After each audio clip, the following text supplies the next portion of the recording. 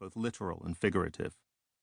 We live in the wake of a global pandemic and mass unemployment, amid the surging catastrophe of climate change and the revival of fascism. These calamities will disproportionately harm the poor, the vulnerable, and the oppressed. My own luck has been good. I was raised in Hull, an industrial city in the northeast of England that had been through better times. My childhood had its share of troubles, but I fell in love with philosophy, made my way to Cambridge as an undergraduate, moved to the US for graduate school, and stayed. I'm a professor of philosophy at MIT, protected by the wealth and stability of an illustrious, if eccentric, institution. I have a house, a happy marriage, and a child who is wiser and braver than I ever was. I've never gone hungry or been homeless. I'm not a victim of brutality or war. But no one is shielded in the end from sickness, loneliness, failure, grief.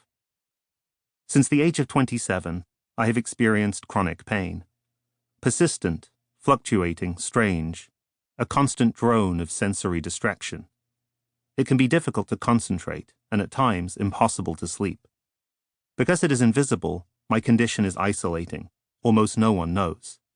I'll tell you all about it in Chapter 1. At 35, I had a premature midlife crisis. Life seemed repetitive, empty, just more of the same, a sequence of accomplishments and failures stretching through the future to decline and death.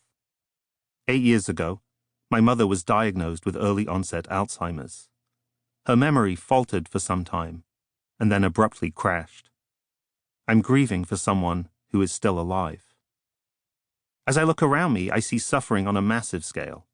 When I wrote these words, millions were living in enforced isolation, lonely and desperate due to COVID-19. Many had lost their jobs or could not pay their bills. Loved ones were sick or dying. There was an epidemic of grief. Inequality was rampant and democracy fragile. Another storm is coming as we fail to heed the fire alarm of global warming. So what are we to do? There is no cure for the human condition. But after 20 years teaching and studying moral philosophy, I believe that it can help. This book explains how. Despite its name, moral philosophy is about much more than moral obligation. As Plato wrote in the Republic, circa 375 BCE, the argument concerns no ordinary topic, but the way we ought to live. The subject of moral philosophy is expansive, addressed to everything that matters in life. Philosophers ask what is good for us, what ambitions we should nurse, what virtues we should cultivate or admire. They give guidance and they give arguments. They formulate theories by which to live. There's an academic side to this. Philosophers study abstract questions and dispute each other's views. They trade in thought experiments that make the familiar strange. But moral philosophy has a practical purpose. Through much of history, there was no clear distinction between philosophical ethics and self-help. It was assumed that philosophical reflection on how to live should make our own lives better. I accept every part of that. But the aspiration to live well has frequently embraced a more quixotic goal, the best or ideal life.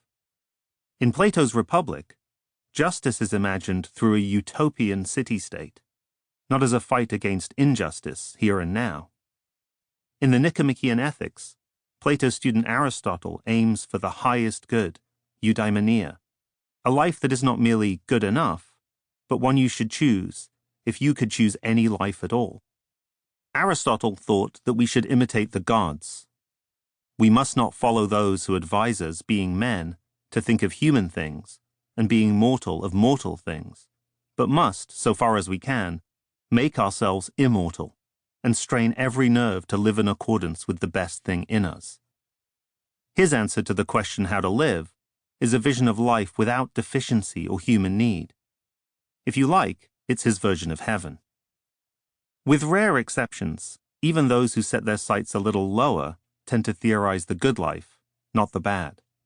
They focus on pleasure, not pain, love, not loss, achievement, not failure. Not long ago, the philosopher Shelley Kagan coined the term ill-being for the elements that directly constitute a life's going badly.